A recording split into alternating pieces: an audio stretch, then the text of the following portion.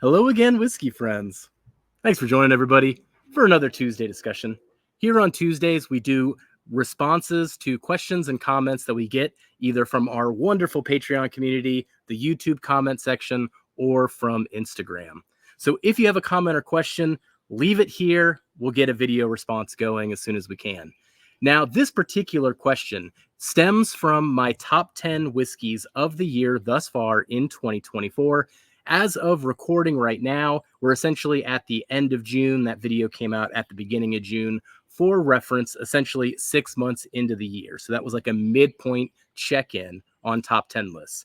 What the conversation centered around was the fact that none of the bottles in my top 10 actually come from any type of legacy distillery, such as Buffalo Trace, Heaven Hill, or Jim Beam, just to name a few examples. Instead, it's filled with a lot of NDPs, a lot of MGP, and a lot of smaller distilleries, newer distilleries, things of that sort.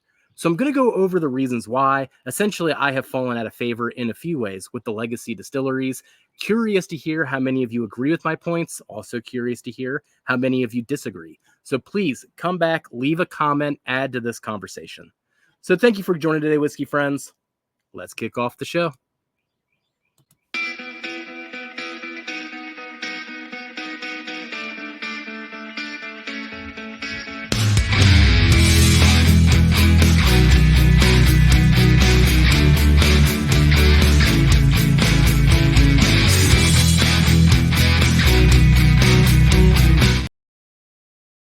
And since some of this in this video has to do with my love of smaller distilleries, shout out Still Austin here, sipping on a delicious single barrel from Barrels for Hope.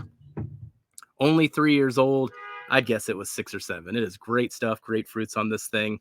And that leads me to some of my points that I'm going to highlight here. So why are there no legacy distilleries in my top 10 right now? Well, first off, this top 10 is my personal journey as I make my way through my own bourbon journey here. Scott used the term, so the royalties are in the mail for saying my bourbon journey.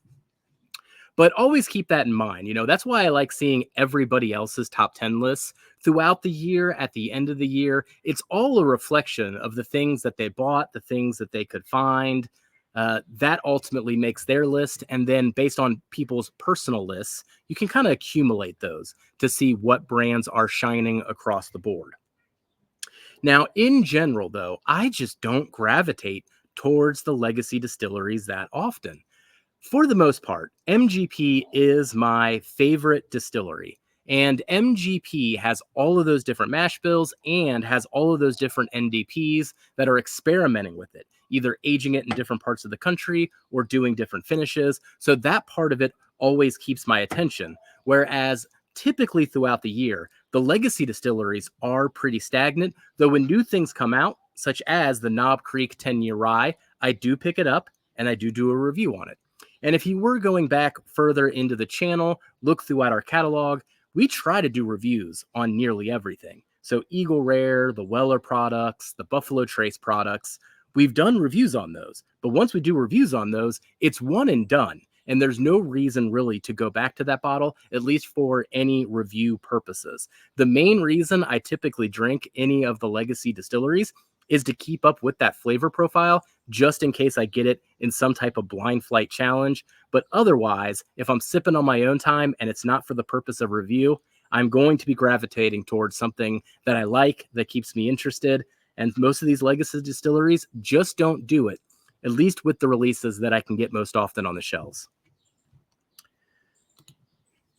So the other reason I don't dabble too much in the legacy distillery releases is I also don't wait in line when it comes to any type of liquor store, waiting in the mornings or anything like that. Hey, man, I'm in my 40s. I got kids right now. They got activities all the time. I'm working. Like, I don't have time to be standing in line. I essentially let the whiskey come to me rather than hunting the whiskey. So if I happen to go to the store and they have something, hey, I'll get it if I've got the budget for it and it's on my list. But I also got to prioritize a lot of my bourbon budget on things that I can review for the channel to keep the content going. And I just like exploring new things. That's just what I do. If you were to go in my basement, there are 400 open bottles. Essentially, most of them are somewhere between halfway to a quarter gone. So it's just a whole lot of filled bottles because I only drink so much of it, learn what I need to learn, and then I move on. And then I share the rest out with my other whiskey friends, with Kelsey and Darrell, so they can try things too. But really, all I'm doing is letting the whiskey come to me, particularly when it comes to private groups or ordering online. I do a lot of that, but we'll get to that point at the end of this. So the other thing that bugs me more and more about the legacy distilleries is that they have all these great whiskeys. That they have all of these older barrels that are sitting around. But what they've been doing lately, at least the trend for, the last 8-10 years, essentially these legacy distilleries got it in their heads that they won't come out with most of their special releases until like September or October. So what that leaves is a gap for most brands where things aren't coming out. The only things that do come out are, say, batches of ECBP, batches of Stag, maybe a batch or two of Elijah Craig Barrel Proof. But otherwise, there really isn't a lot of rotation. They're really just releasing the same things over and over again throughout the year. And then when their special releases do come in September and October, they're either so dang expensive or they're so sought after that chances of getting one aren't too high. Now, I will enter, say, the Ohio lottery to see if I have a chance at a bottle through that type of system. Maybe do things at a local store by me called Party Source.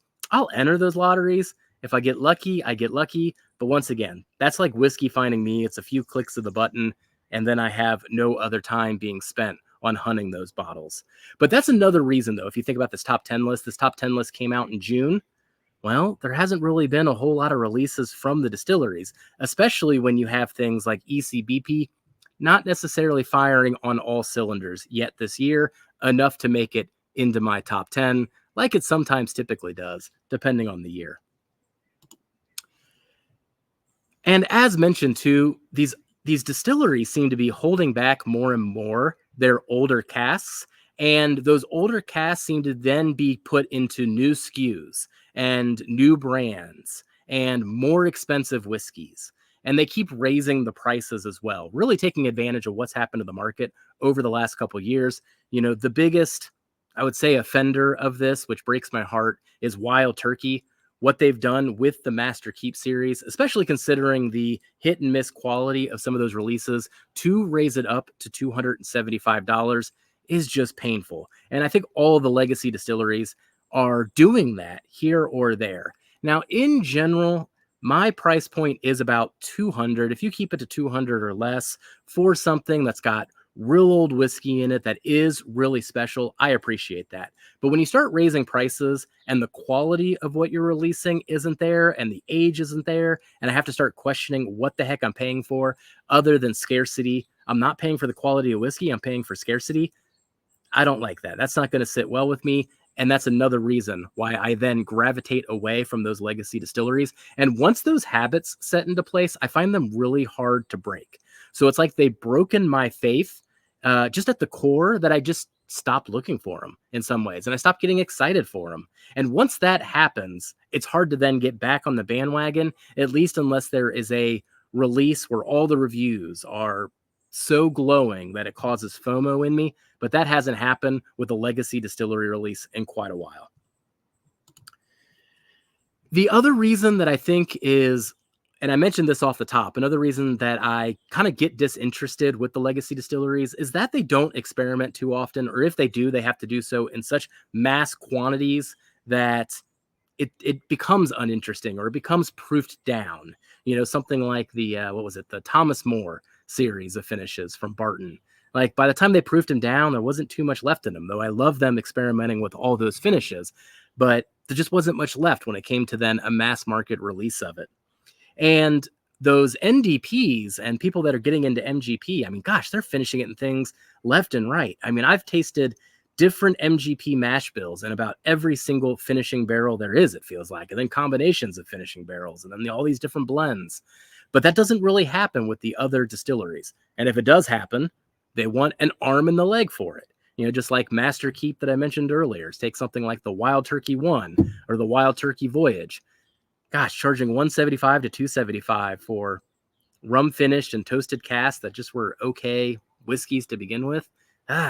So usually you have to pay an arm and the leg for people that do finishing things. Now, in my top 10 last year, I did have the Jim Beam Legent, the cast strength one. So I'm not just bashing on legacy distilleries like I never get into them, but they have to do something that's actually worth it for me to be shouting their name from the rooftops. And then in general, when it comes to the prices, I mean, the typical bottle that I buy is going to be on average between $70 to $80. A lot of the times they're single barrels. A lot of the times they're group picks. In that $70 to $80, I am not counting the shipping costs, which maybe I should in my mind. So it is more expensive than I'm alluding to when I say that.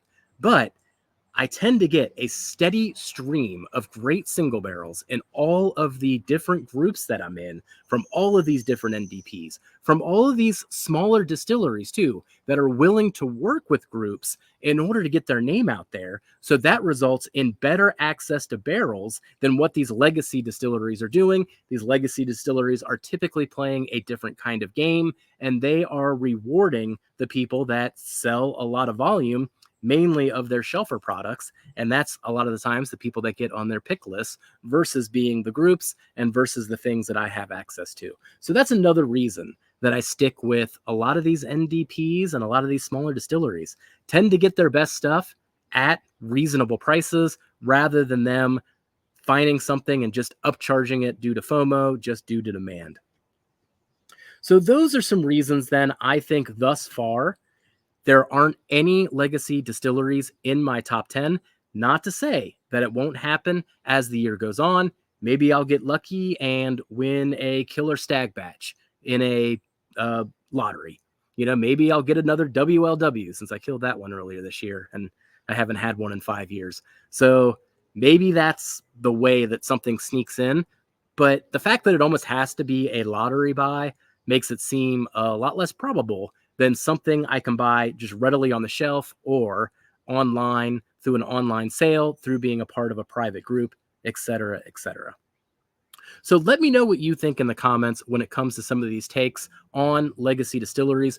Do you find yourself doing the same, or do you find yourself maybe doubling back and just saying, hey, I like the legacy distilleries, I like Buffalo Trace, and I've decided that I'm only going to drink that because I'm done exploring? I've seen people say the opposite. Curious to know where you sit in this. So thank you for joining today, Whiskey Friends. Remember, if you got a question and comment, put it in the comments here. We'll get to it to a future week. Goodbye, everybody.